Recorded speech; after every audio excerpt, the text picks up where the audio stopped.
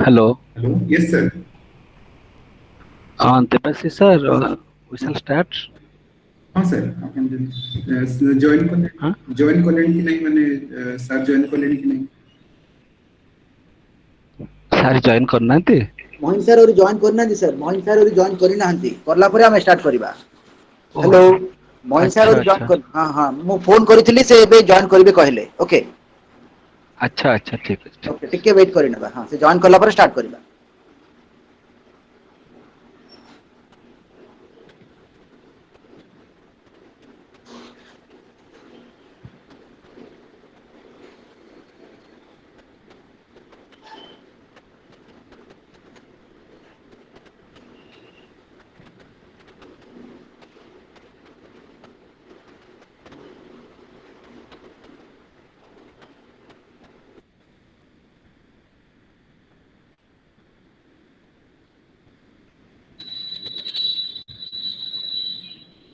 हां मोहिन सर एबे just join करले।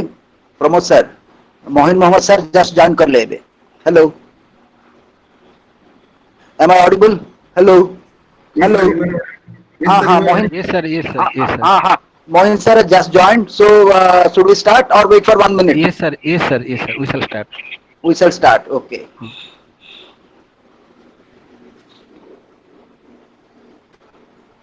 Namaskar. Welcome everybody to the 3 days webinar series on Greek philosophy organized by the philosophy family. As we all know that Greek philosophy is a much neglected area in the philosophical circles, especially in Odisha. In Odisha, as far as my knowledge goes, only Plato and Aristotle were taught till recently. Other Greek thinkers were not taught. It is only after the introduction of the CBCS syllabus that Greek philosophy found a place in the syllabus of BA Honours Philosophy. It is after that that all the teaching faculty thought of understanding Greek philosophy in depth.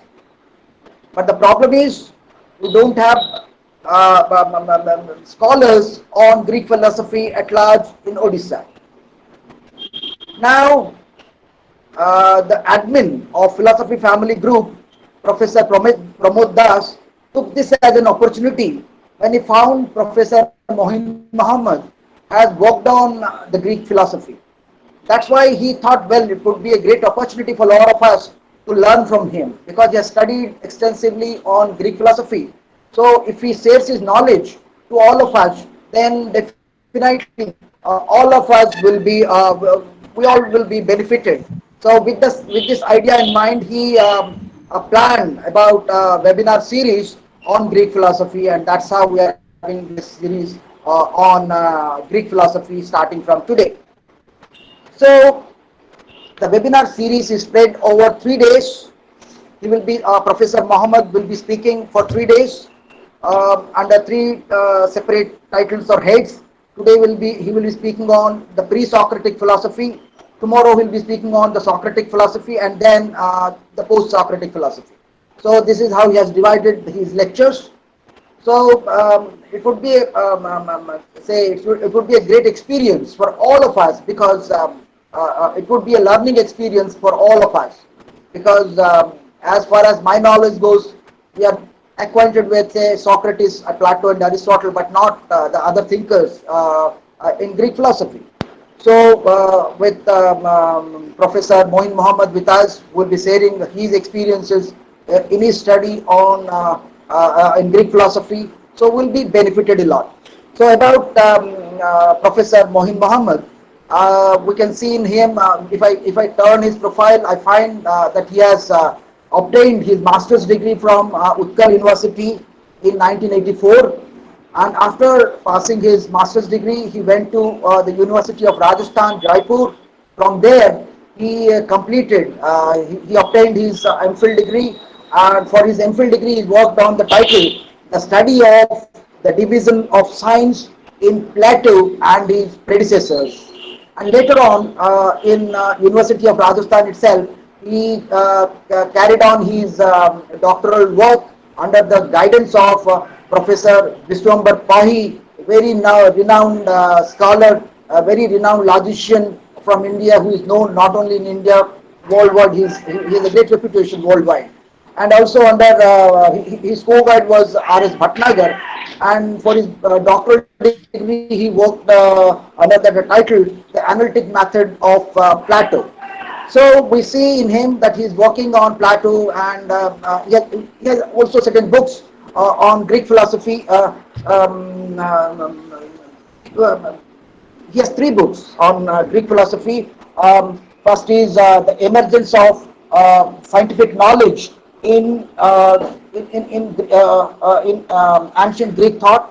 The second one is The Studies in Analytic Method of Plato. The third one is the philosophy of Plato and pre-Socrates.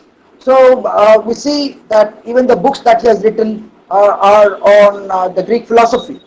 So his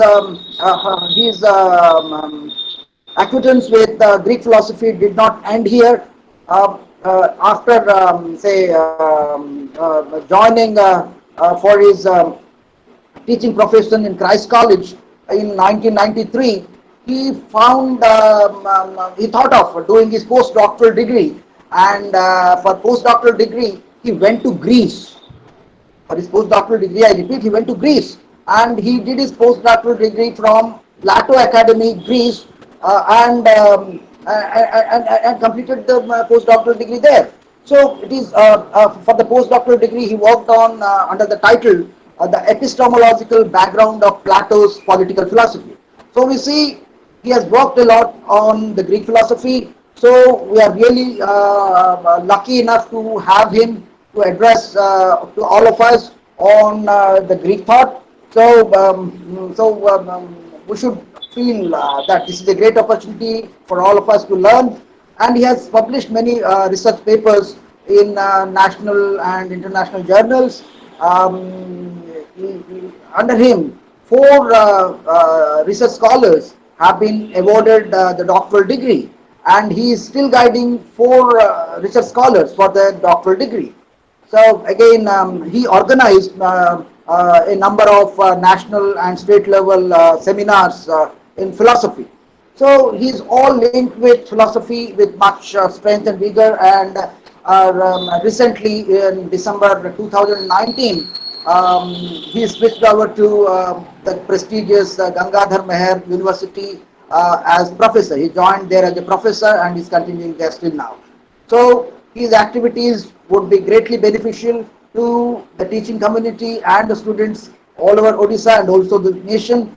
So I hope today, whatever he will be addressing and the days following today's lecture, I think it would be all encouraging for all of us. I request all the participants to be bit attentive to listen to him, because we cannot get this knowledge again and again, because he has worked on that subject. We will be benefited a lot from him. So it's a greatly sincere request to all of you to be sincere enough to his talk, so that this talk would be greatly fruitful to all of us. Now I request Professor Dr. Mohin Mohammed to speak on to give his lecture on the pre-Socratic philosophy. Thank you all. Now to Professor Mohin Mohammed to address his lecture.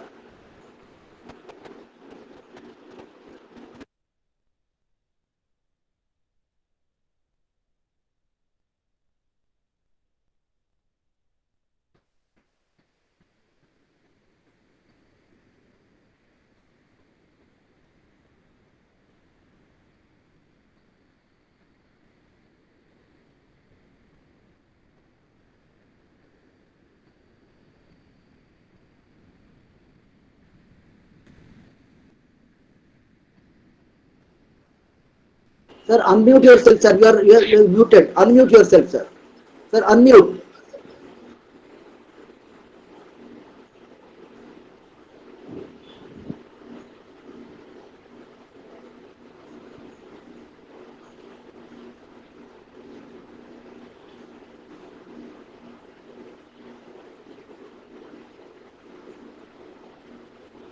Professor Mohammed, please unmute yourself, sir, so that you can be audible. Please unmute yourself.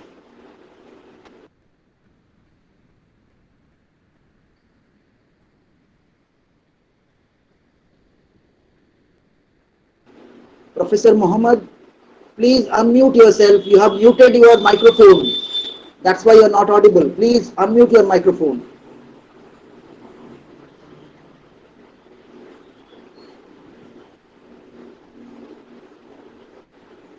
There is a microphone. You have muted it. Please unmute, sir. Mohin, sir.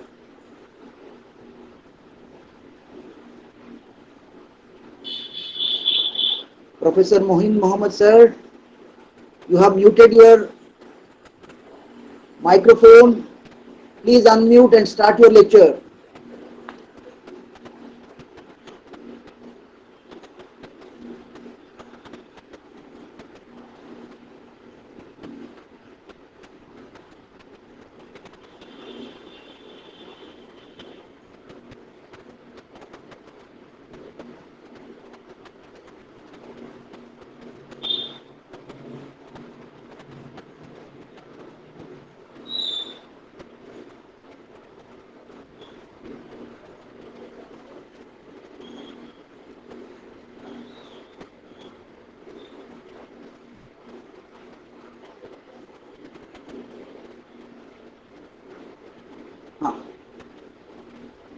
Now okay, sir. Sir, now start, sir. Now you have.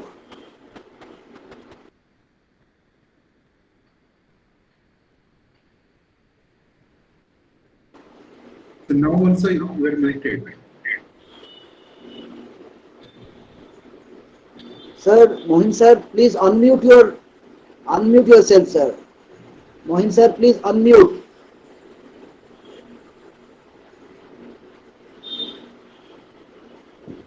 Am I Mohin sir, audible? now you are audible. Am I audible? Yes, sir. Yes, Okay, now fine. you are. Thank you. Okay. But there is Thank you, Om. Thank you for your introduction. I don't know whether I deserve those introduction or not, but anyway, thank you very much. Without much ado, let me start my talk. Today, I would like to talk on the development of the roots of the development of science and philosophy in ancient Greek thought. That is the period I will be talking about today. That's the pre-Socratic periods. Uh, it is quite customary that the emergence of science and philosophy took place in ancient Greece. Here I am talking of science because in ancient period there is no such such distinction between science and philosophy, and after much inquiry, I could find nowhere the word science in the classical text or in the. I have asked so many people why science is being so not. This very word science is not mentioned in any of the text of on ancient thought. They say that I also found that only three terms are available which are very close to science, because science is a modern category. There are three terms actually: philosophia, then theoria, and then periphysis and episteme. Philosophia, love for the wisdom, love of wisdom, and episteme, knowledge. Theoria is certain speculation, and periphysis is an inquiry into the nature of the world. So these things are very close to science, and there is not strict segregation between philosophy and science in ancient Greek thought. So that is why I mentioned philosophy and science. And actually, the Greek, if you want to know the Greek thought properly, then we'll find that they are being influenced.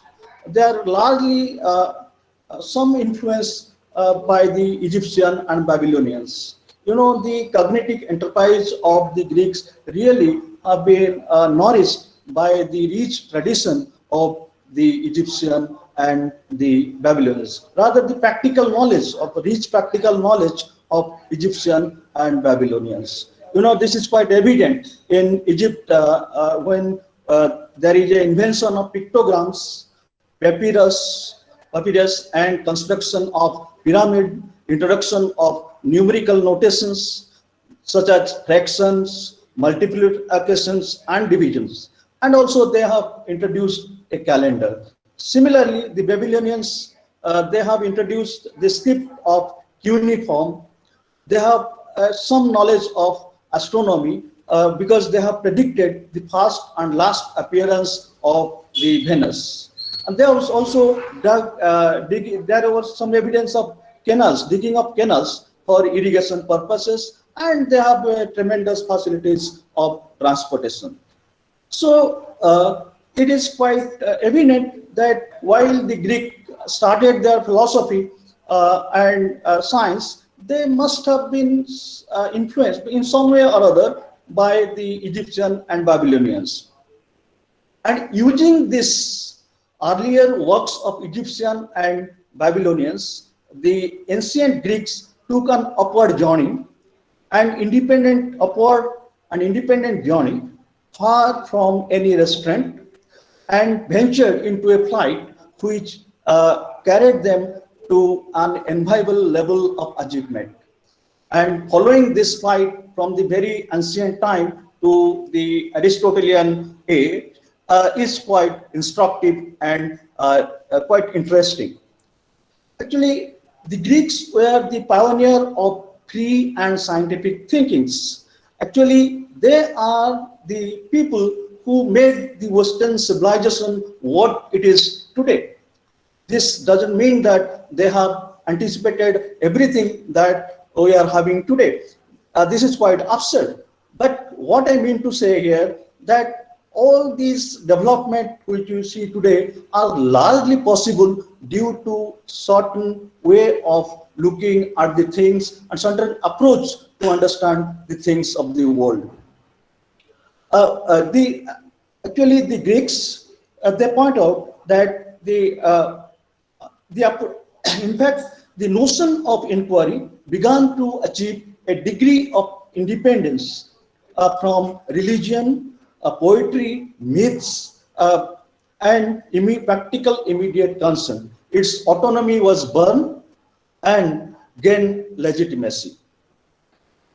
The Greek philosophy emerged out of a conviction that philosophy as a subject,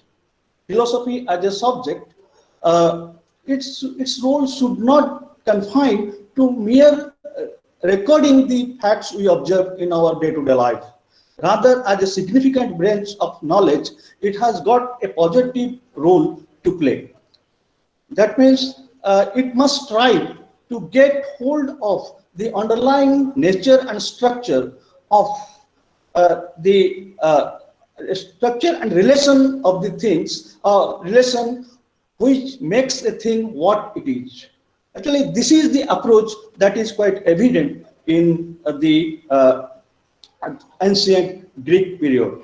And next, that the Greeks, if you make a survey of the ancient literature on the ancient Greeks, you will find there are two stages of development.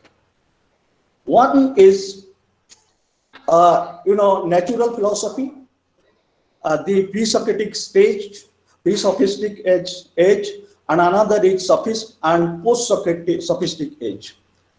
The character of the pre-Socratic philosophy was that they, in their inquiry, in their act of philosophizing, they put nature at the center and reduce man to a periphery.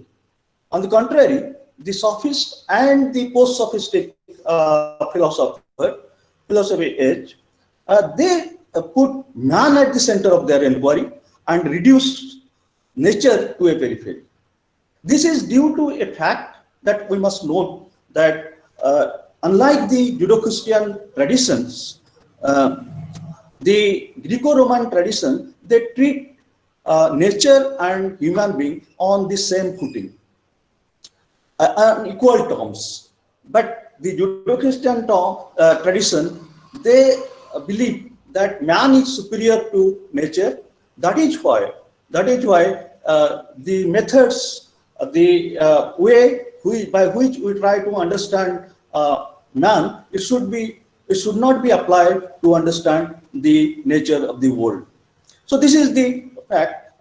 That's why all the Greek philosophers, they have followed, even Socrates, pre-sophistic age as well as the post-sophistic age. They have a common methodology to inquire their respective things. And just one can find, before coming to the philosophers, detailed inquiry of different philosophers, let me tell that we can find certain common strength, common character, common tenets of ancient Greeks. That first, we find there is a transition. There is a transition, there is a quite clear transition from a mythical, spiritual, magical atmosphere to a scientific and explanatory one, philosophic one. And secondly, they have a faith in reason, the power of reason to penetrate into the opaque zone of reality. And thirdly, they inquire both into the nature of the world and things therein and the nature of man. And fourthly, they have developed some kind of explanatory methods, based on the rational explanation, based on the principle of rationality. So this is how the Greek atmosphere in Greeks and this development. And now to just explicate it more clearly, let us examine one by one some of the philosophers. It's not possible because it is not. It is next to impossible on my part to speak of everybody, to all the Greek philosophers within such a short span of time. So I will try my best to cover as much as possible. Okay. First, let us take the philosophers, the first official Western philosopher, that is Thales. As it has been held that he is one of the 7 sages in antiquity.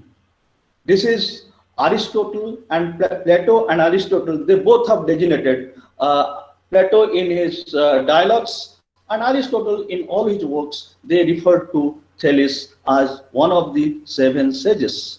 And other 6 are, let me just take their name only. Other 6 are Pittacus, Bias, Solon, and Periander, Aesop, and Cylon. Actually, Thales has undertaken an extensive traveling and gained tremendous practical knowledge. He tried to rationalize the myths of Homer and Hesiod about the origin and development of the world. As you know, Homer and Hesiod, they are very ancient poets. They have written some epic poetry, and the famous work of Homer is Odyssey and Iliad, and Hesiod has worked on Hesiod in a poetry entitled the Theogonies. So in all those poetries, they have a copious number of myths about the origin and development of world. So what Thales did, he felt the need of giving a rational mode of explanation about the nature and structure of the world without relying on the divine authority. He held that water is the primordial source out of which everything has come out into being. Whatever we see in this world, it has got its origin in water, and there is one element, underlying principle, working behind sensible things of the world.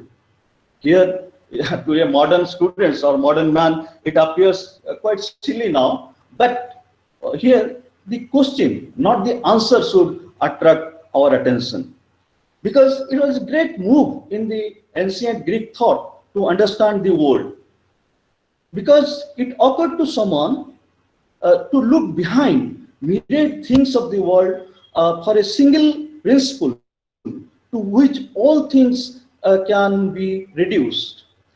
So in such an adverse atmosphere, here he made an attempt to establish a causal relation between material things. So he strived for a material unity of the world as against the Jews who were postulating the moral unity of the cosmos. The major contribution of Thales lies in the fact that solution of individual problem is not enough. Individual or immediate problem is not enough. So what one should strive for? One should strive for to get hold of a general principle which not only explain the things in question, rather a host of other things coming under it. So this is quite evident. This is quite evident in his, in his measurement of the pyramid and some of his general geometrical assertions, like the circle is bisected by a diameter. If two straight lines cut each other, the opposite angles are equal. The angles inscribed in a semicircle is a right angle. Look, let me explain it a bit more explicitly.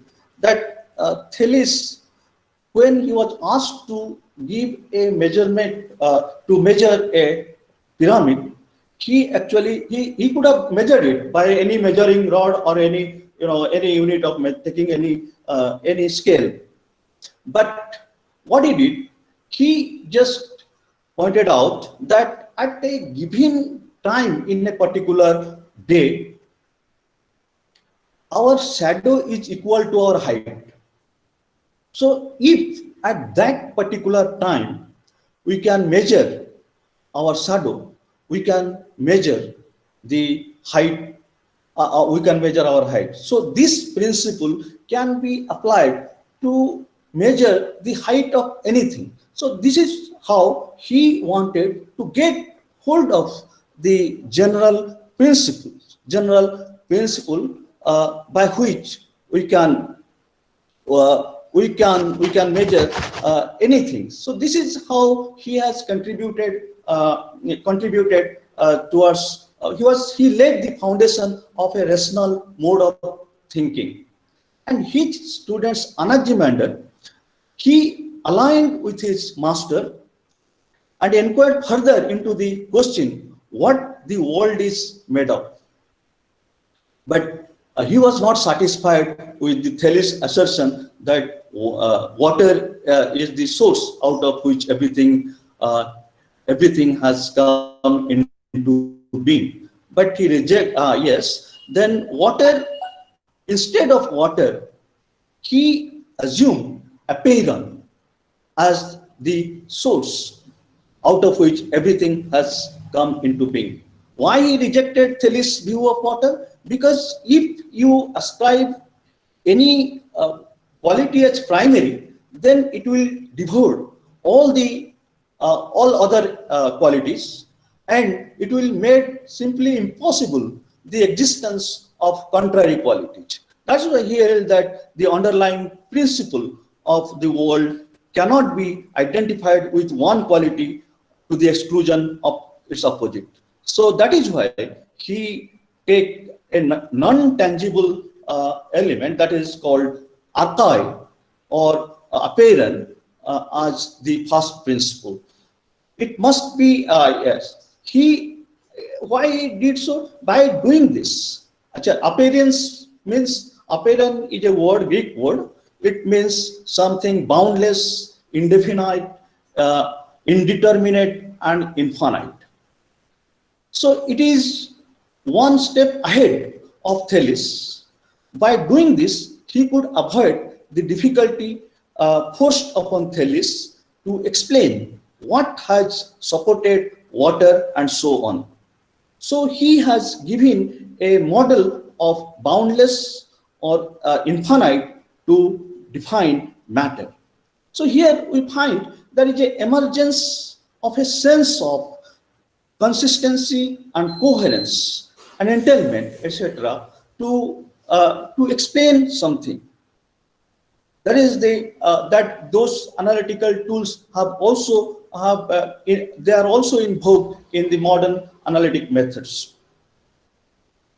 Aristotle alleged that this apeiron of Anaximander is really divine, because it has all the characters that like infinite, ageless, deathless, indestructible, which are applied to God in ancient Greece.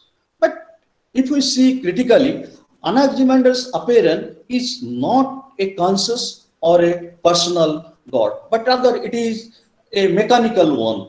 It is self-explanatory and mechanical. This is evident in his assertion that the world as a system of rotation, where the heavier things just a minute.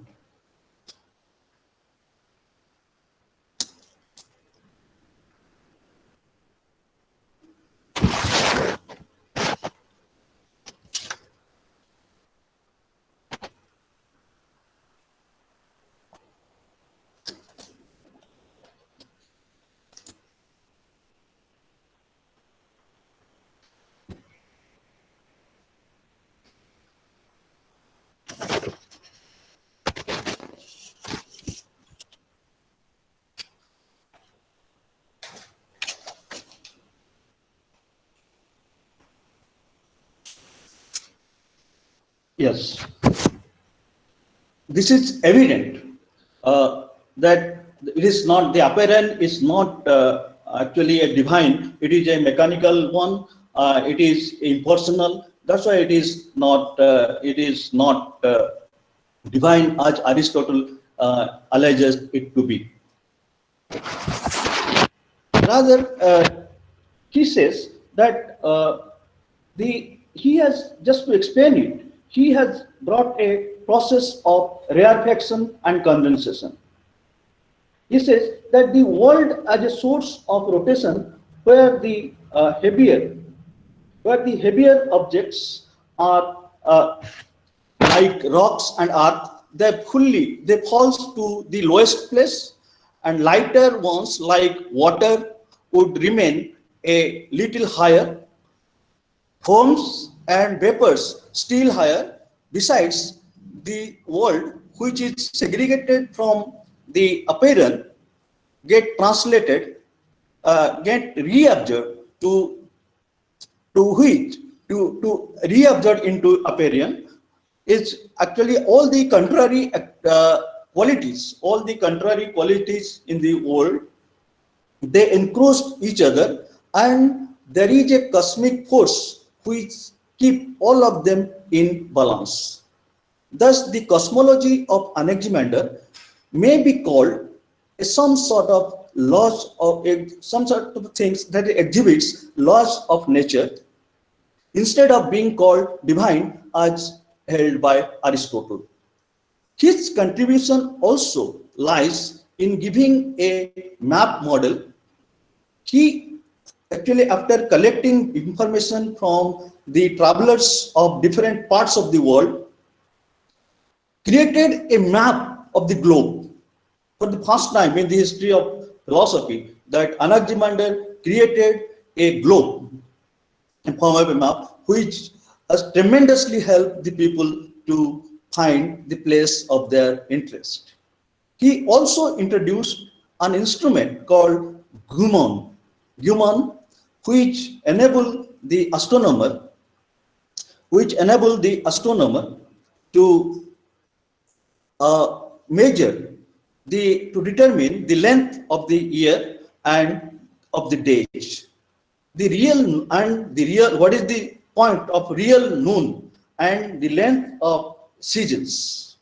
All these discoveries speaks of his greatness, and in realizing the importance of the model and form by which we can explain and grasp every individual thing related to this form. His ingenuity also be marked from his theory of life and his view on the problem of organic creation. It is not comprehensive. It's a very crude theory of evolution. Although it is not comprehensive, yet the theory can be considered as a theory of evolution. He felt that man could not have survived in the earth by a sudden act of creation, because the helpless human infant requires more lasting attention than any other being, than any other being. Had he not been nourished by someone, he could not have been kept himself alive, at least by natural means. Presumably, he reasoned that the first adult, lacking in experience, must get his birth from something other than man. It might be a fish, it might be a fish or something else. But he opined further that all the living creatures had emerged from moist element. However narrow this view may be, yet it has some influence in Darwin's theory of evolution. Darwin himself had admitted that he has been considerably influenced by this evolution, this view of Anaximander, when he developed his own theory of evolution. Thus, Anaximander seems to be a cosmogonist, a geographer, an astronomer, a biologist, and whatnot. He tried to explain everything through a general principle which is sought to be derived with the help of generalization, consistency, and verification. Then Anaximenes, a disciple of Anaximander, continued his investigation into the underlying substance of world. He also held that the underlying principle is one and infinite. Instead of saying it Apeiron, he held that it is air. Instead of saying it Apeiron, he called it air. He realized that his teacher Anaximander did not explain the innumerable differences in the world, although he had explained everything in the Apeiron, from which he had explained that they separated out of it and again reabsorbed into it. He did not say what this process logically involved and how and when it occurred. Anaximenes tried to explain it. He has developed a mechanism to explain it, whereas which Anaximander has left it. He has actually developed a process of condensation and rarefaction. Condensation is the process of getting thicker, and rarefaction is the process of getting thinner and thinner. Air being the underlying substance, it encompasses the whole world, including our soul, which holds us together by breath. He holds that air, or it is called air in Greek, differs in different substance in virtue of its rarefaction and condensation. When air is diluted so as to be rarer, it becomes fire, and while winds, on the other hand, is condensed air. Cloud is formed from air by being condensed, and this still further condensed becomes water, and water being further condensed turn to earth, and condensed to the fullest becomes stone and rocks. Thus, the addition of condensation and rarefaction makes the Milesian cosmology more logical and cogent. It shows the consistency of the thought of Anaximenes by introducing form and general principle to explain the changing pressure and temperature of the elements of the world, though it doesn't say the factors that are responsible for rarefaction and condensation. This is merely a he merely said that this is self-explanatory without any divine interpretation. It seems to be a stepping stone actually to atomism, which followed very soon on its wake. He highlighted the quantitative rather than the qualitative difference of all things, and which are coming from one thing, which characterize the orientation of Milesian philosophy. It also exhibits some kind of physical relativism. It is an attempt to provide a purely rational account of the phenomena of the universe, relying on laws of nature by boldly rejecting the anthropomorphic gods of the Homer and Hesiod and some Egyptian priests. Now, after Heraclitus, there emerged, there was the emergence of Pythagoras, and then we find that the emergence of Pythagoras in the horizon of Greek thought, it is because it is we will find here a very advanced level of abstract reflection, and it has this abstract reflection elevated to a developed stage only with the Pythagoras and his followers. While discussing Pythagoras, it is not unfair to discuss Pythagoreans instead of Pythagoras, because Pythagoras himself has left nothing. Pythagoras himself has left nothing, unlike his predecessors who regarded his predecessors who regarded the underlying principle of the world as concrete substance like water and air. Pythagoreans concerned less with the substance than with the question of form and relation of the things. The Pythagoreans were primarily mathematicians and thereby engaged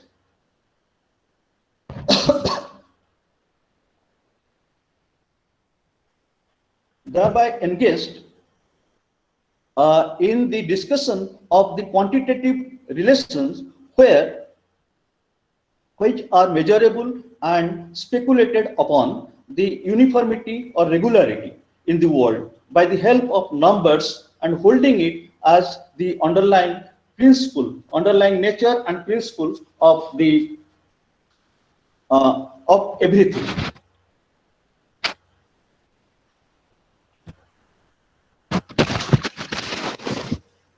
Just a minute.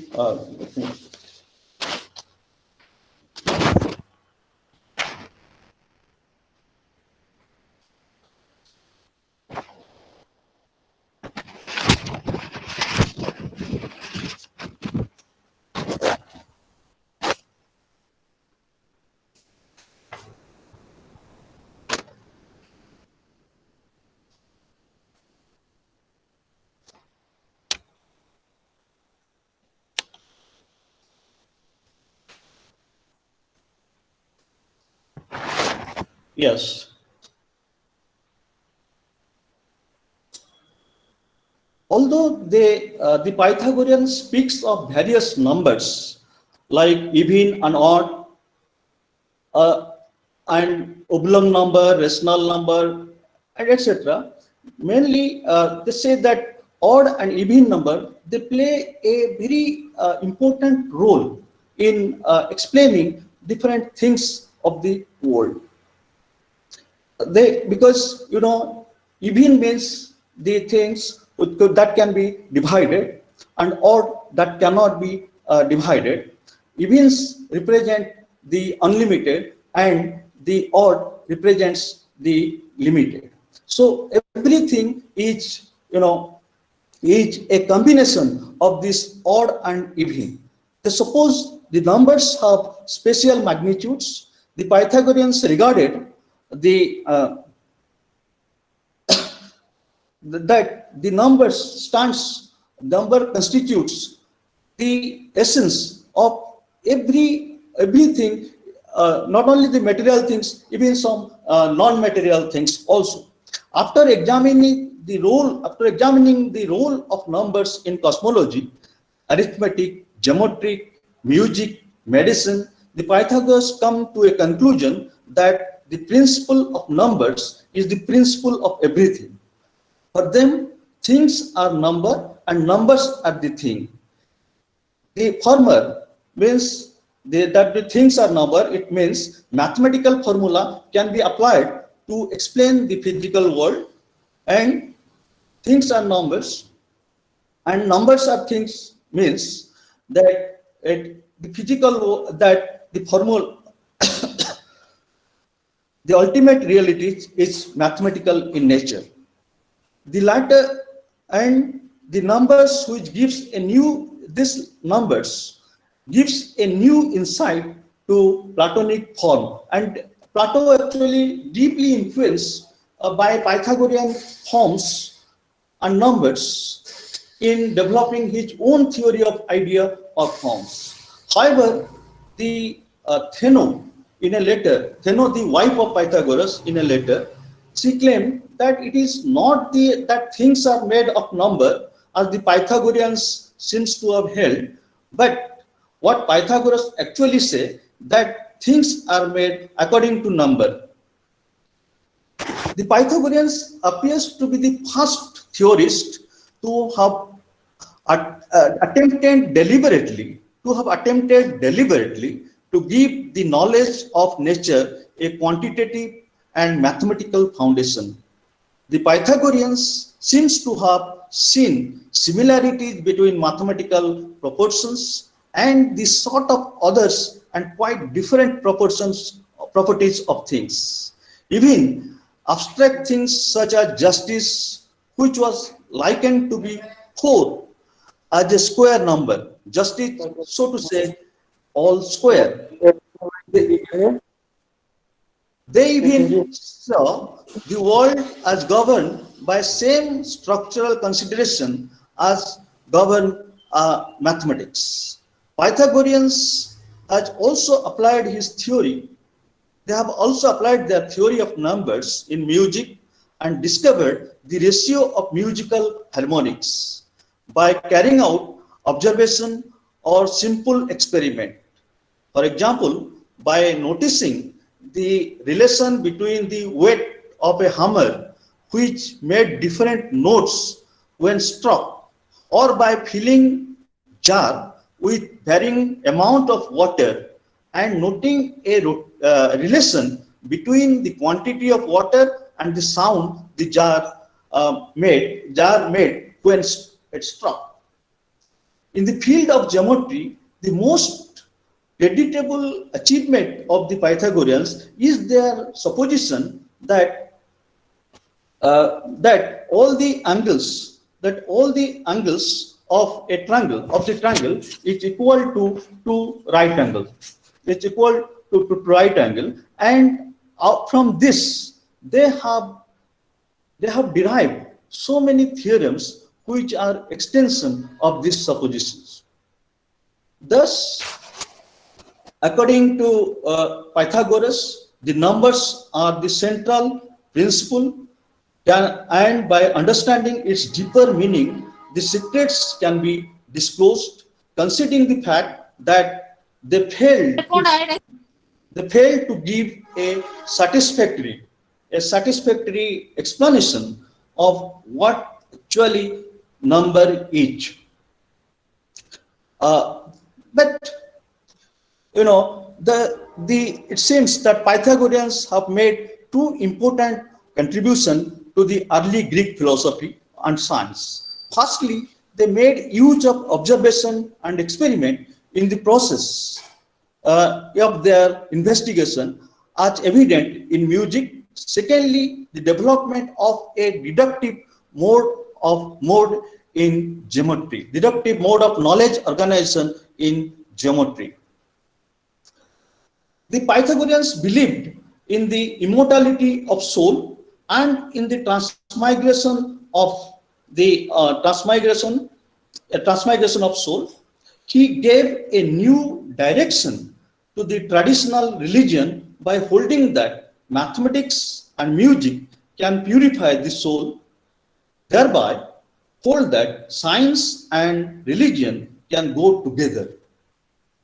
The good soul has a proper harmony of reason and pleasure. Besides, the Pythagorean also preached mutual friendship,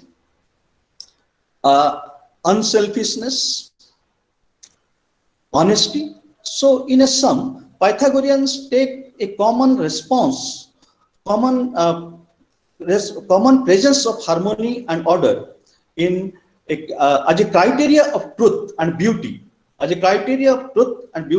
in both nature and human sphere.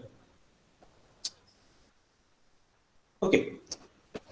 Now let us come to Heraclitus.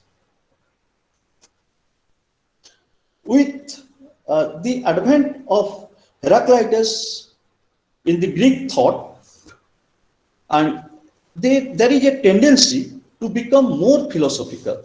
Philosophy, the intellectual activities has become more philosophical. He devoted himself to find an explanation of the problem of growth and decay, birth and death, creation and destruction, the change of the material world, which are illusory, and concluded with the fact that the world is in a constant flux. All the changes are rearrangement of unresting essence. At the outset, he was opposed to all objects of popular belief, like polytheism, idol worship, anthropomorphism, animal sacrifice, etc.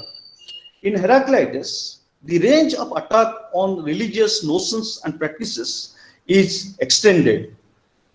He says, they purify themselves in vain by staining themselves with blood, just like a man who stepped into dirt, mired himself, and tried to wash himself with dirt. Aristotle actually alleged that, like all Ionian philosophers, Heraclitus is a material monist and accused fire as a monist because he admitted fire as the ultimate. Fire is a Greek word, it stands for fire. Fire as the ultimate stuff out of which everything has come into being. However, many scholars like Cleave and Burnet, Gompers and others, they felt that for Heraclitus, cosmology is just a peripheral issue and secondary. He tried to develop a Pythagorean type of philosophy. In fact, he strove to give a new orientation to the to the doctrine of flux. His contribution lies in the fact that for the first time he tried to bridge the gap between natural and spiritual life. He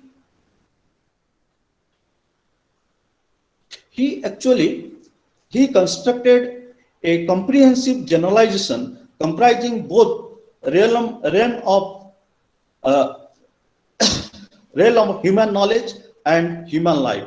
He claimed, by claiming that single process of transmutation is alone really exists, and all the distinctions made by people are but fleeting phases of the process. Heraclitus has aptly pointed out that there is a profound harmony behind all seeming disharmony.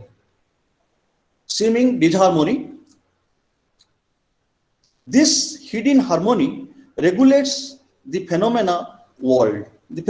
So every change occurs in accordance with a universal law upon which all human laws are nourished.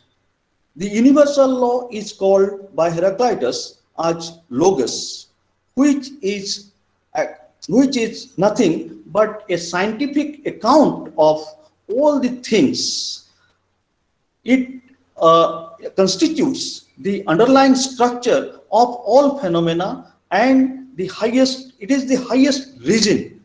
According to Heraclitus, logos pertain to be temperate. This temperance indicates a balance and a measure. Thus, it seems Heraclitus had shown some kind of willingness to rely on sense experience. At the same time, he was quite aware of the contradictory nature of the sensible things and believed that sense perception needs certain interpretation in the light of reason.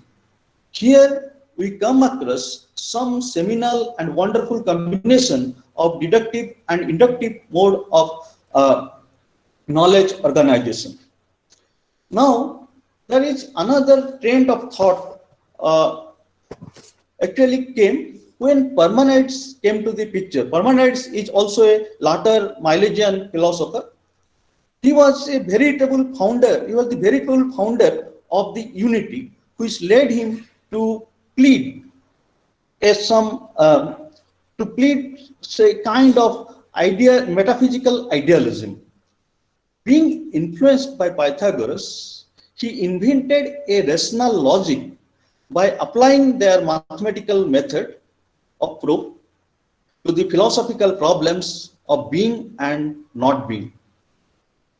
It has been widely held that Parmenides' philosophy emerged as a protest to Heraclitean philosophy, which he claimed to be unsystematic and unconscious. He provided a final check to all natural philosophy.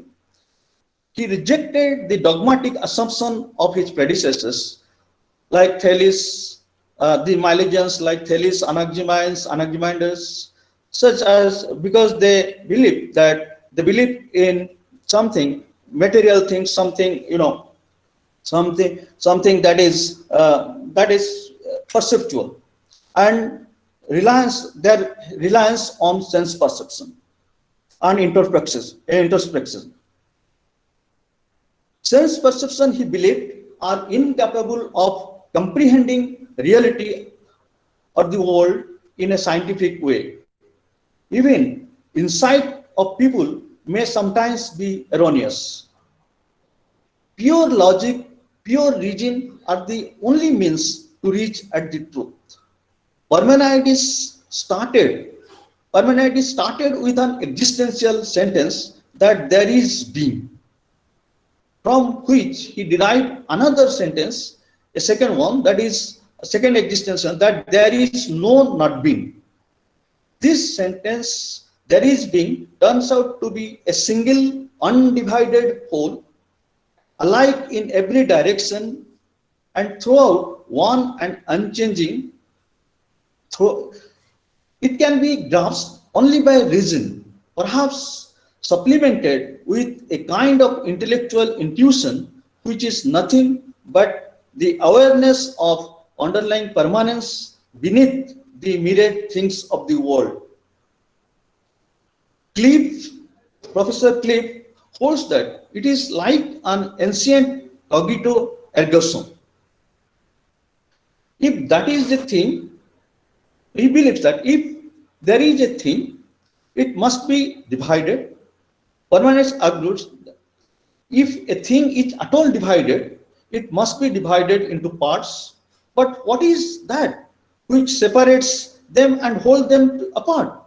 If it is a being, then it still remains in the totality. And if it is not being, then it will be treated as being.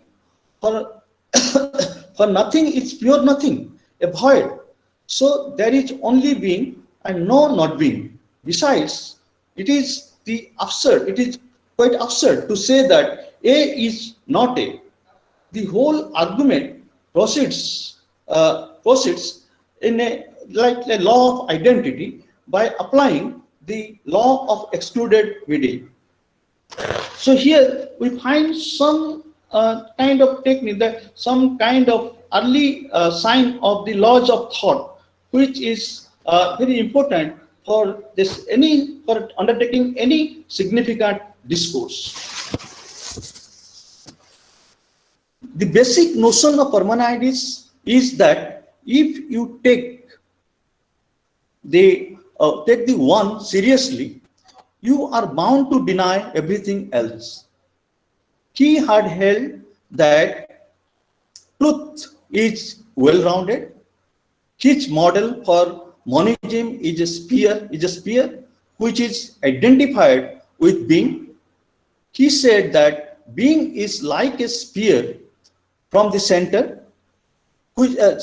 sphere in which the center is equally balanced in every direction, as it must not exist more here and less there.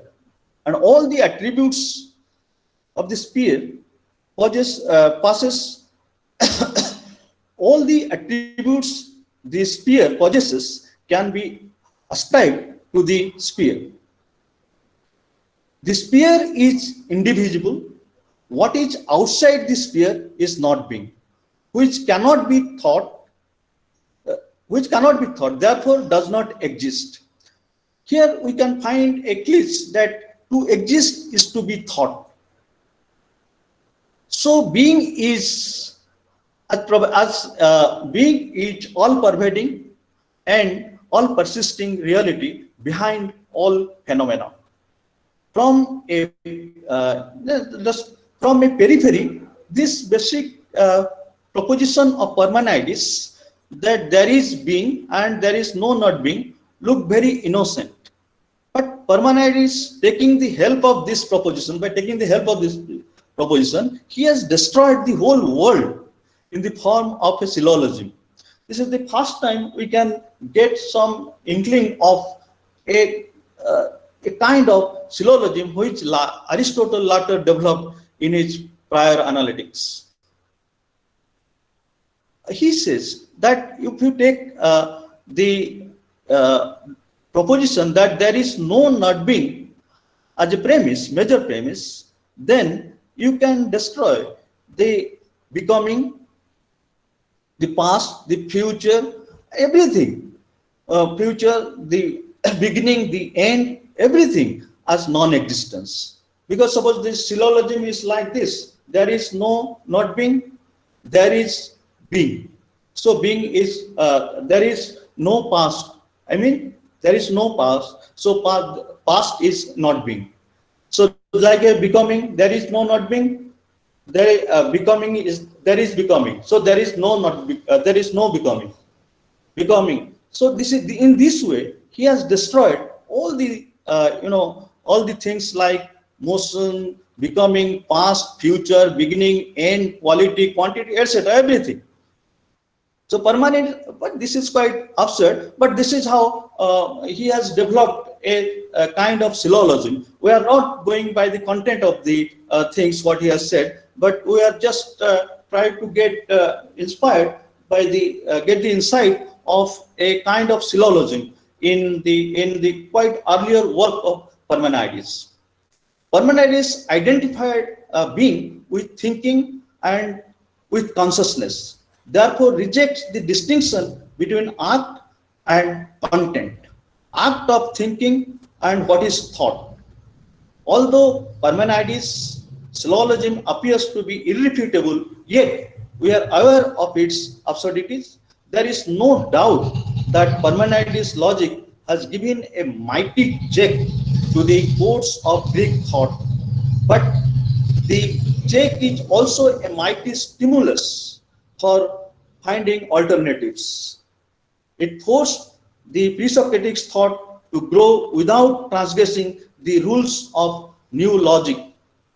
Thus, it seems that he is a deductive philosopher and a rationalist in the antiquity, formally deducing conclusions from premises instead of making dogmatic association. He has said that only consistent entity can exist. What is thought can exist, and what is thinkable is consistent. the truth of generalization can be tested by examining their consistency. So here in Parmenides, we come across a system, not exactly a system of logic, but rather some kind of formal logic is quite visible in Aristotle, in Parmenides' Parmenides' system of thinking, and that helped Aristotle considerably to develop his philosophy, his deductive mode of knowledge organization. And the last major constructive philosophy that came from the pre-Socratic philosopher is by the Democritus. Democritus, is from Abdera. So in his search for the underlying principle of the world, put forward an atomic theory, which happens to be the last great construction of pre-Socratic thought. According to Democritus, the world consists of ultimate tiny particles which are unchangeable, indivisible, and called atoms. The atoms are indivisible, for there is no void in them, but the space outside them is quite empty. So both atoms and void together constitute the material cause of the thing. All the things of the world brought about by the different concatenation of atoms and voids. This concatenation is nothing but a mutual and mechanical attachment. Besides, the atoms are in perpetual motions, which comes from within and never come to rest. But Aristotle found some difficulties here, for he believed only in the circular motions of celestial bodies. But later on, Galileo reinstated his theory, Democritus' theory, by its ingenious assertion, by some careful experiment. In other words, Democritus endowed the atoms with inertial mass, which helps them to keep their motion on in the empty space and impart it to others which they hit. The assumption of rectilinear motion of atom leads to the assumption of infinity of the space and atoms. Democritus also did talk of weight and gravity of atoms. According to him, the massive atoms tends towards the center, whereas the rotational speed is smaller, the lighter ones being thereby pushed or thrown away from the center into the heavens. This theory of atomism, given by Democritus and others, appears to be the ancestors of modern atomism propounded by Gassendi and Dalton. If we delve a bit deeper, one can find out that the modern atomism is nothing but, by and large, a variant of the original Democritus theory. The atomism of Democritus is a deadly and wonderful combination of Milesian natural science and Eleatic logic. For Parmenides had shown that the existence of change would require the being to be many, and the Ionian science made it clear that for all its manifold manifestation, nature does change, and therefore reality must be divided into parts. In his atomic theory, Democritus synthesizes the earlier tradition into a new philosophy with a method and logical rules of Eleatics. Eleatics means Parmenides. It may be held as a more consistent theory because it tries to provide reason why and how incessant change occurs and how sensation and thought occur on the basis of some postulates, providing the cause with a definite properties. This is precisely what Pythagoreans earlier and the Milesian natural philosopher in a still earlier phase could not achieve. Here, Democritus has used a mechanical model to study the process of nature, and it explains the fact that nature behaves like a machine because it really is a huge complex machine. The method Democritus is trying to prescribe here is to analyze every subject matter into its least part and find out their pattern of combination for a clear understanding of that subject. If the theory is right, there will always be such parts and phenomena which can be explained and duplicated by the study of their mechanical interaction. The atomist held that all creation, growth, decay, origination, and destruction are nothing but forms of atomic combinations and dissociations. Besides, they postulated that everything happens according to necessity for the cause of the coming into being of all things in necessity, or the principle that nothing occurs at random or by chance, but everything is for a reason and by necessity. This is actually the statement of Leucippus, actually, who is just a predecessor of Democritus. He has expounded, who has expounded his theory of atomism before Democritus. Democritus has given a specific view of epistemology. According to him, a man must learn on this principle that he is far removed from the truth.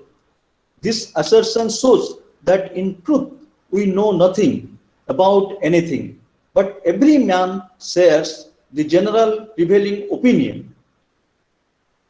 Gomperz, one of the authentic writer on Greek philosophy, he opined that according to convention, there are sweet, bitter, hot, cold. In truth, they are atoms and voids. Since the customs and conventions are changeable, and as all the taste, smell, and colors, according to Democritus, are convention, they are also changeable. Therefore, they are being deprived of the objective reality. So obviously, truth is something other than perceptual knowledge, which certainly is very close to the modern scientific distinction of objective and subjective truth. It has made clear that the production of infinite varieties of subjective impressions is not an anarchical process, but is indissolubly bound by strict laws of causation. So, in distinguishing the convention from the atoms and voids, he admits the realities of degrees.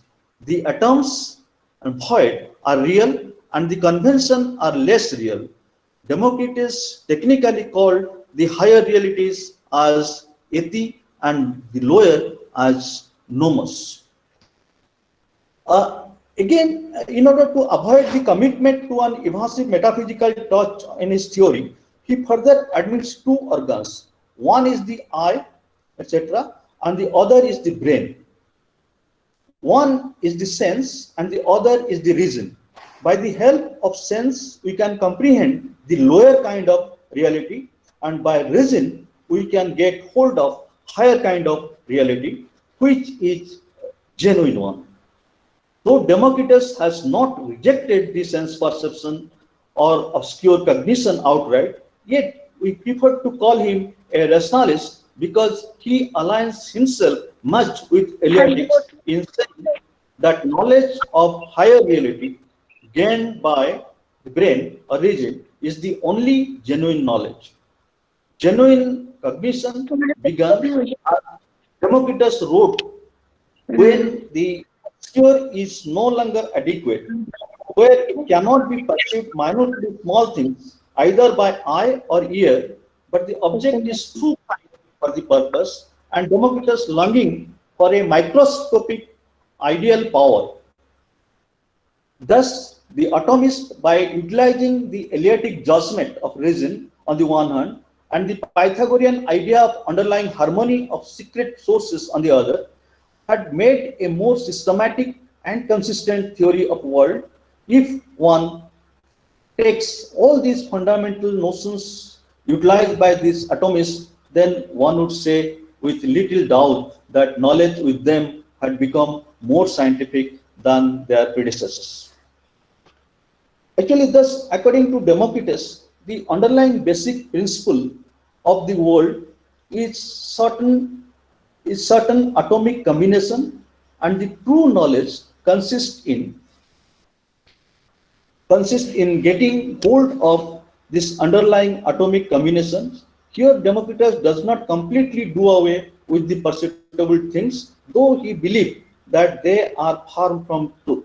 He relies more on their mechanical interaction and was seeking for a causal explanation in terms of reason and necessity, operating in the worlds of thought. Actually,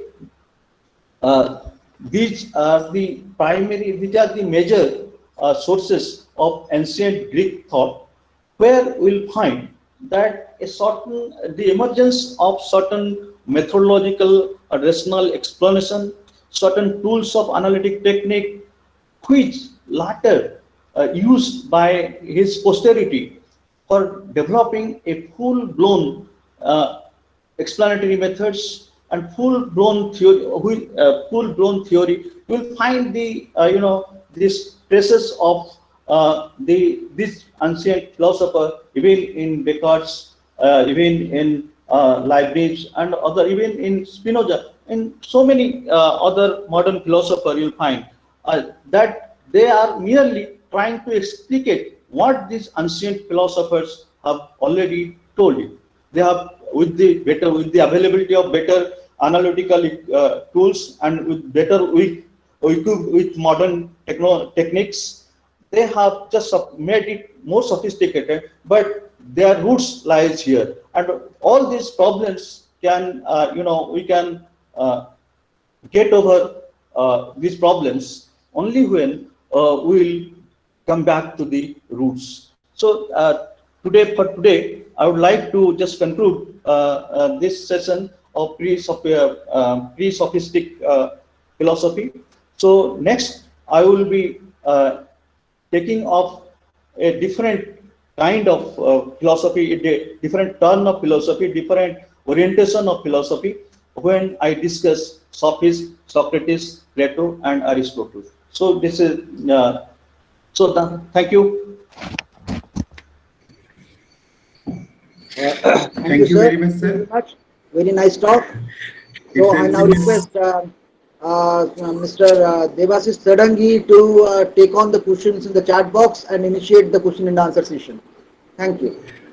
Yes, sir. Thank you very much, sir. Thank you very much for your fascinating and very engaging lecture. So now I'll ask question one by one. First question is from Rahul K. Sir, are you hearing? Is it audible, sir? Yeah, I'm audible. Yeah.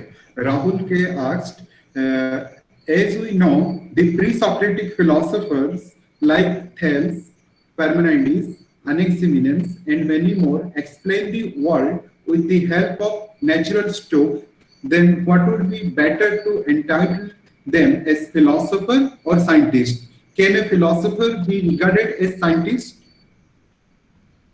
Yeah. Actually, I have at the outset, I have just made it clear, and I have given a very cautionary note that in ancient Greeks, there was no distinction, no particular segregation between science and philosophy. Okay, and you will not find a word called science in those texts of classics. In those classics, I have asked many, why you have included science everywhere in discussion of these ancient Greek philosophers. They told that in ancient period, science was just meant for philosophy. Philosophy and science the same thing. I have told you that there are certain words like philosophia and the theoria philosophia, theoria, peripheutus, and all these things, episteme, they are very close to science. What is science? Science is just explanations, explaining a thing by taking the help of a general principles. This is what the philosophers are doing. And why they are called philosophers? Because they have started thinking in the light of reason, and they try to explain things in a rational way. Okay, that's why they are more called a philosopher than scientist, not a scientist than philosopher. Yes, sir. Second one is from Ajay Lakra. He wants to know, for Thales, what is meant by water is arche? Arche, Yeah, yeah, arche. Yeah. Yeah, arche is a Greek word. This means first principle. Okay, so since Thales assumed that water is the primordial stuff, this is a general principle which can able to explain all the things of the world, because everything in the world having something water is. This is what, you know, water it is very, you know, it looks very silly to say that water, everything has come out of water. This is the explanation of the thing of the world we are just observing all around us. But here the question is, the answer is not very important. Here the question that should attract our attention, because you know it occurred to someone in such a adverse atmosphere of the Greece, which was completely clouded with mythology, with religion and poetry, magic, etc., etc. So it occurred to someone to look behind this, these things of the world, and try to give a rational explanations. Okay, rational explanation for the explanation of the things we see in this world, and how they come into existence. This is why this archive is important for Thales. Yes, sir. And we credit Thales for giving this for the first time in the history of philosophy. Yes, sir. Okay. Then Rupesh Pradhan asks, what is the goal of the pre-Socratic philosophers? Yes. The firstly, I have told that the pre-Socratic philosophers philosophy we find that there is a transition. Earlier, it was completely mythological, spiritual, religious, and they just make it transitions to a scientific one or a explanatory one. Secondly, the goal of philosophy is just to assert, to reaffirm the power of reason to penetrate into the opaque zones of reality. By reason, we can understand anything. Thirdly, they have given some analytical tools, okay, which still play a very important role in the modern analytic methods. And they have also given us a model for the construction of theory, constructs how to arrive at a general principle.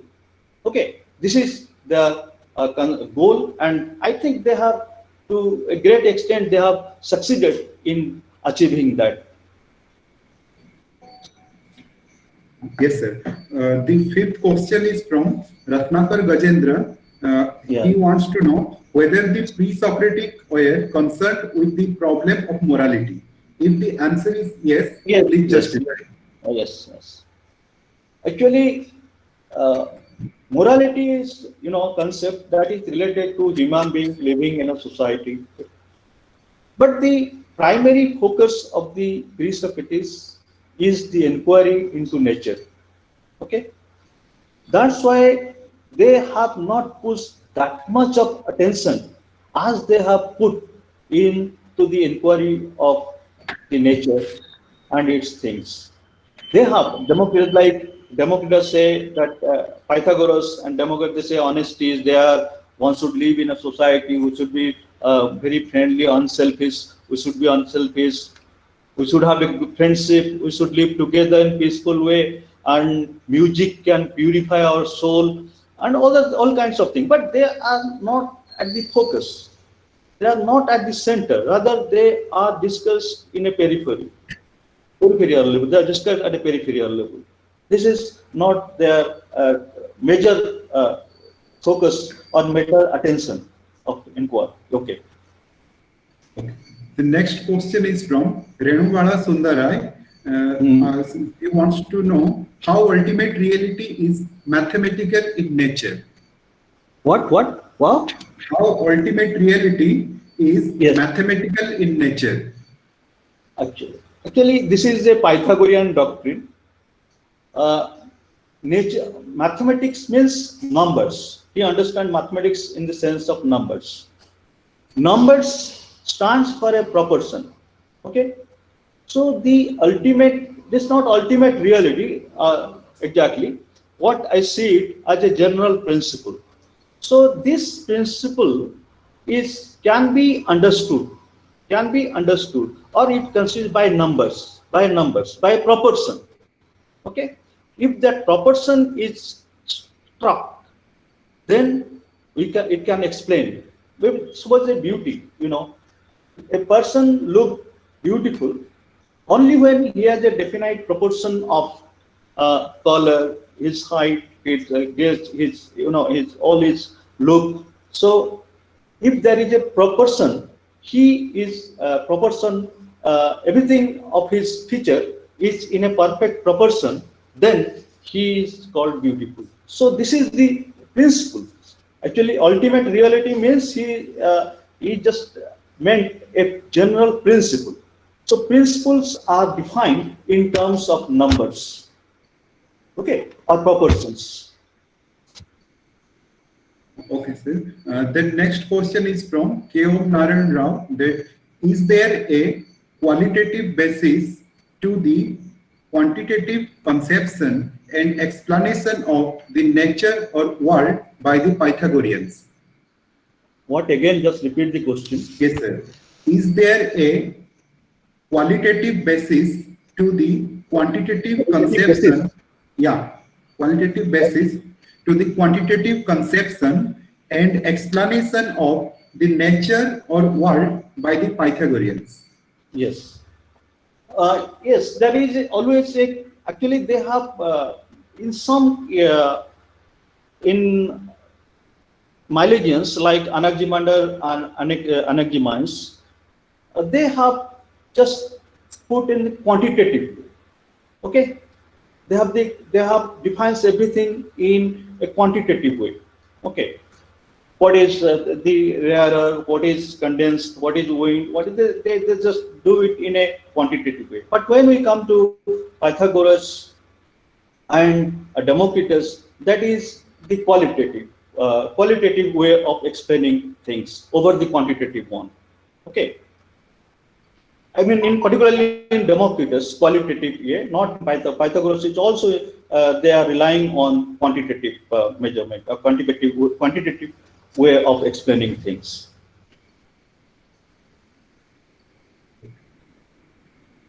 Yes, go ahead. Okay. Thank you. The next question is the belief in transmigration of soul consistent with the mathematical structure of the universe in the philosophy of Pythagoras? Yes. That is the greatest shock to the Pythagoreans, that it has been pointed out by so many scholars that soul is immaterial. Okay, and somehow they admit that in their major concern was with this to explain the things of the world, and these transmigration of soul and other things, they are not their agenda, but somehow this is a very defeat of Pythagorean theory, that numbers, yes, soul have transmigration of soul and other things. So this is they have just a peripheral statement, but this is not very much consistent with what Pythagoreans have said, what Pythagoreans have asserted or assumed. Yes, sir. Okay. Then Ratnakara Gajendra asked a question that Democritus is talking of atomic and Konada is also talking of atomic. Do you find any difference between them? Look, Konada is talking it in a different framework. Okay, it is not in a materialistic way. You know, it is in a in a spiritualistic manner. Konado is it's a different Indian philosophy, but you cannot. I don't find any comparison between the Konadas and nowhere I also come across the Konada kind of atomism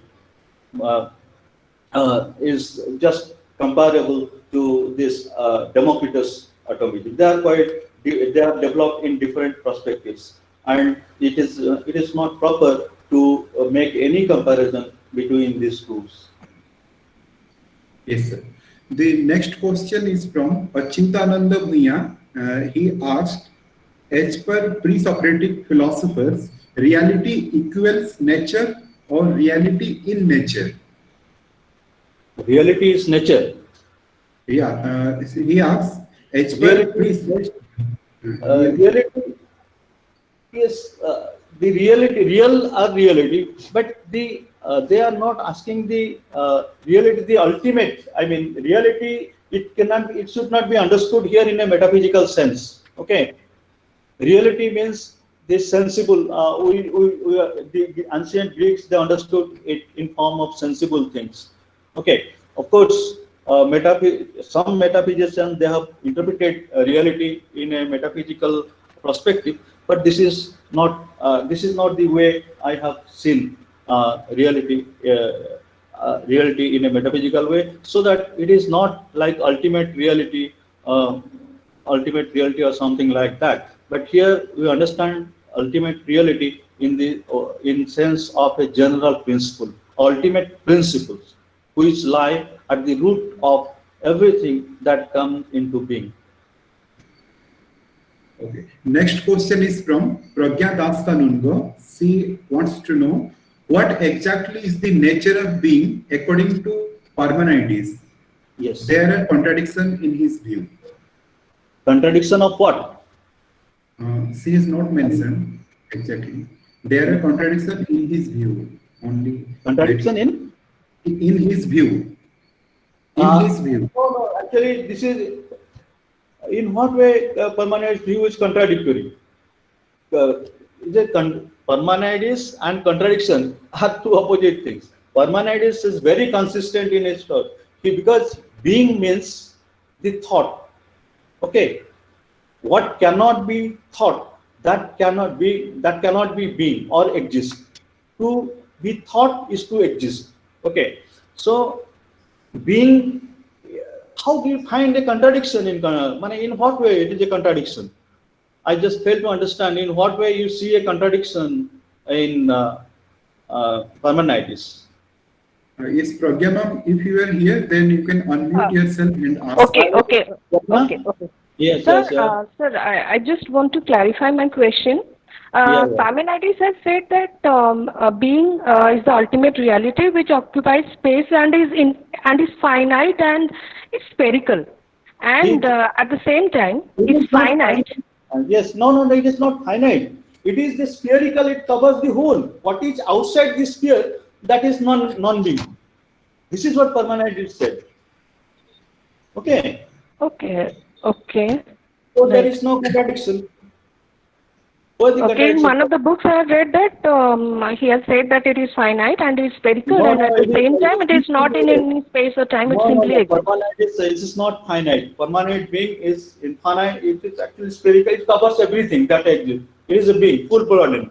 It is like a spirit, he is just given a spherical example of a sphere, and whatever outside. If it is beyond space, then how can we say that it is spherical? It is beyond space. It is just How like can you say that it is spherical No, if it is infinite? you say it occupies, it covers all this space. Okay, it covers all this space. Nothing falls outside this space. Okay. Okay. Okay, right, sir. Thank you. Okay. Okay, thank you, sir. Next question is from Hadi Zabid. He wants to know, though the philosophical assertions of pre-Socratic philosophers, particularly Ionic thinkers, seems abstract and unsatisfactory, what is the most satisfactory reason to suggest transition from the mythical to the philosophical thinking, even though the explanations offered by these thinkers seems contrasting the emotional aspect of the mythical Greek tradition? Why should we suggest philosophical attitude instead of dogmatic attitude? No, dogmatic attitude means, that you are accepting something without any basis. Okay, this is dogmatic. So here, do you think that the pre-Socratics were assuming certain things without any basis? That is why they are different from the mythical area or mythical age, mythical stage. In mythology, there was no basis. One thing can argue, but here they are providing rational argument, rational explanation. They are why this is so, and they are also exhibited the sense of coherence, consistency, everything. So how can they be dogmatic? So it is not fair to just ascribe dogmatism to these philosophers. Okay, sir. The next question is from Itisri Das. She wants to know what is the philosophy of Socratic method? I will come. The Socratic methods. It is very long. I will just discuss it tomorrow. The Socratic methods in detail. Okay, sir. There are no such question to ask. Today it was about pre-Socratics. Tomorrow I will be discussing on Socratic method in detail. Socrates and Plato. Okay. Thank you very much, sir, for enlightening us on the pre-Socratic philosophers and the philosophical explanation of the pre-Socratic period. I would like to thank you for your nice presentation on this topic. And I would like to thank Dr. K. Narayan Rao, Assistant Professor, Niranjan Government Women's College, Aska, Odisha, and for his Narayan sir, for his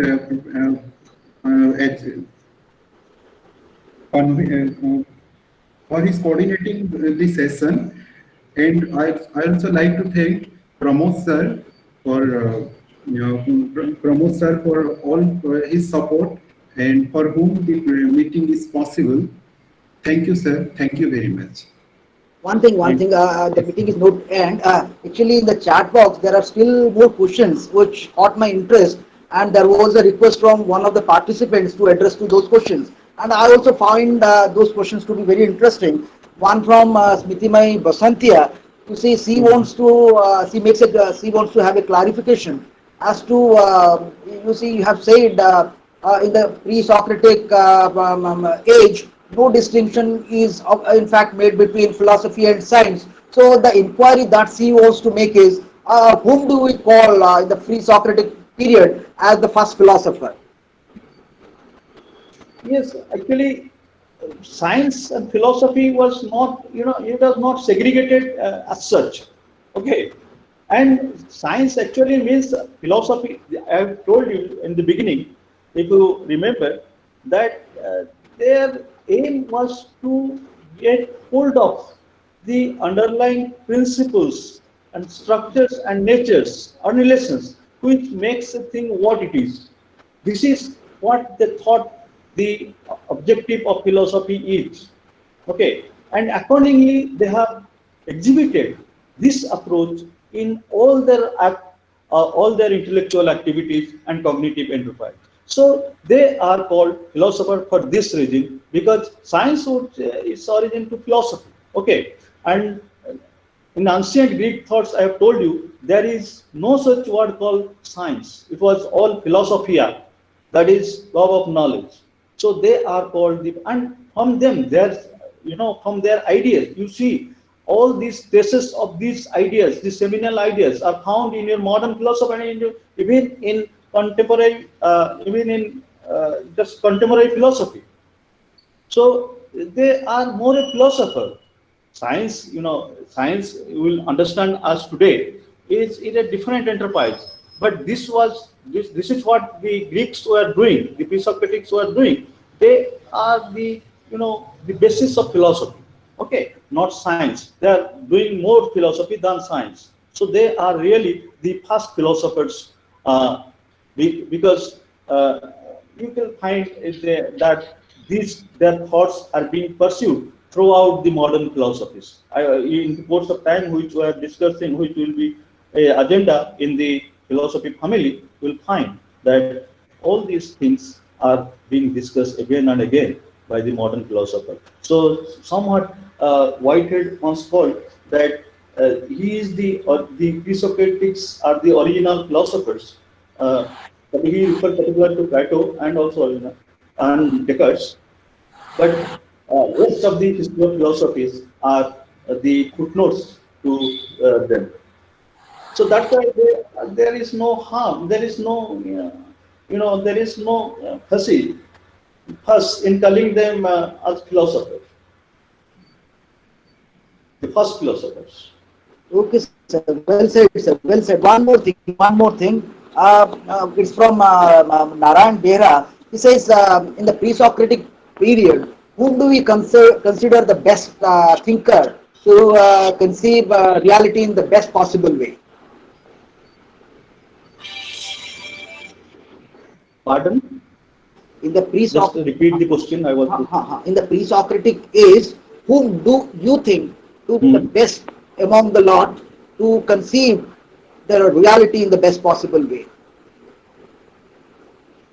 Okay, all of them conceived in their own ways. Okay, and they have contributed in so many ways for developing a system of philosophy. So it is not fair to say that who is the best or who is the inferior philosophers, Greek philosophers. So all of them, in their own way, they have contributed to the development of philosophy as a whole. Okay, sir. Thanks a lot for your understanding of the subject, the way you presented, and I also thank Devasis for nicely conducting the question and answer session. And the later two questions also you answered in a very nice manner. So we are greatly indebted to you for sharing your knowledge with us. So I'll be looking forward for tomorrow's lecture. So I, on behalf of the philosophy family, thank everybody. The brain behind this webinar, Professor Pramod Das, all the participants, the speaker of today, Professor Mohin Mohammed, and all others, Devasith Sardingi,